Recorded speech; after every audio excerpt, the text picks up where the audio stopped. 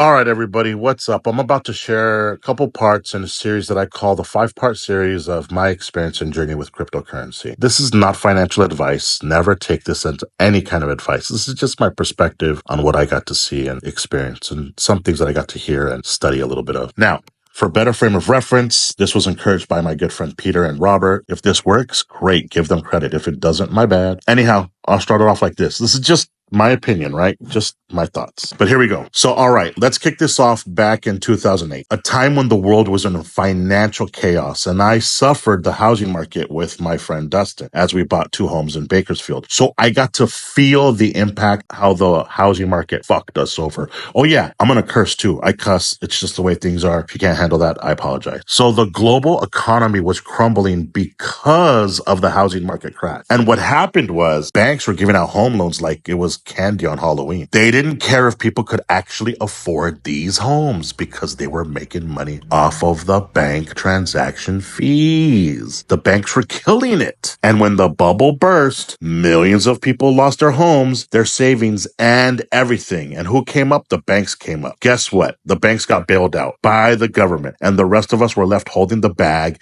And this was a huge wake-up call, and people started to realize the system was rigged. It was rigged to protect the rich and powerful at the expense of everyone else. We got burned. We got taken. We got cheated on. And this created the perfect storm for something new, the creation of Bitcoin, something radical in this step. Enter Bitcoin. In the middle of the financial crisis, a mysterious figure or group using the name Satoshi Nakamoto came up with this idea, a new kind of money that wasn't controlled by the government or banks. And they understood that they needed to connect the dots. As I'm looking back at connecting dots of the housing market and the collapse, I feel the financial crisis and the frustration created among the general public provided an ideal environment for the emergence of Bitcoin, a decentralized form of money meant to bypass the various institutions that failed so many people. By explaining how banks were irresponsibly handling out loans, leading to catastrophic crashes that affected millions. It was easy to understand that we were getting burned by the banking system, and Bitcoin was necessary, and it resonated with people that were fed up with the traditional financial system. So this is money for the people, and it was made for the people by the people, and it's getting people to understand and adopt it, which is not easy. Most people have never had anything like this. How do you convince somebody that money they can't even touch is real? Satoshi, or whoever he was or is, had this dilemma in his hands. They had to not only create the technology, but they had to get the trust of the people into a new system. That's like trying to sell the internet to people who use fax machines all day long. This was almost impossible. But they had to come up with value, and that's what happened in 2009, January. Bitcoin was officially launched, and Satoshi mined or created the first block on the Bitcoin network. It was known as the Genesis block. Again, that sounds like some highly technical garbage, so here's how I see it. Let's use Lego blocks, and we've all played with Lego blocks at one point or another. So Lego blocks, this was the very first bottom layer or foundational layer, and that was the Genesis block, and they built on top of that. But back then, nobody knew what Bitcoin was, and nobody cared, so it didn't even have any value. Nobody knew what was going on, but a few people saw value in it. Let's just consider them his friends, Satoshi's friends. He was emailing back and forth, and they were like, this is kind of good, and they probably made adjustments or some shit like that.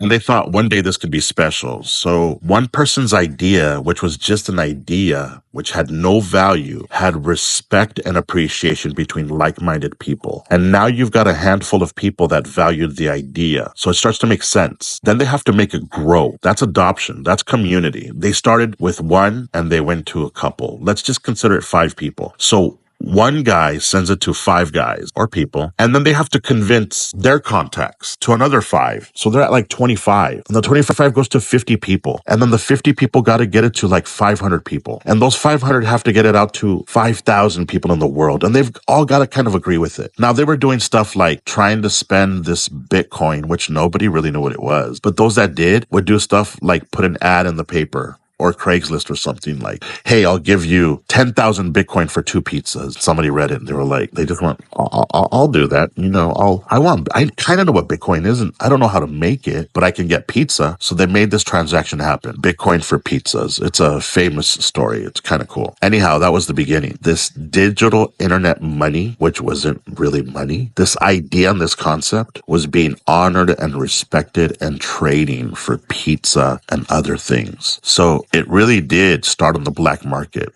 It was used for all kinds of illegal things. Now, don't act like money is not used for illegal things. I don't want to have that argument. I don't want people to say, oh, it's illegal. Fucking break. All money is used in various ways. No matter what country, no matter what city, no matter what state, all money is used in various ways. Let's just be real about it. Yeah, it was used for that market, like any other money. But back to this. Even though it started at no value, it laid a foundation where people would make the most of it. And it was powered by the people who created it. So that's how it kind of began, in my opinion. It was a broken system that took a mysterious creator and the birth of a new kind of money. Bitcoin started as a tiny seed of an idea planted into the soil of financial despair, and its ultimate fuck you to the traditional banking system. This isn't just money, it's a movement. Now, if you stick around, I'll go into the next part where they start to break things down in what they call the halving. And I'll go to 2012 and why it's important to understand these elements or these events. And they're really interesting to me because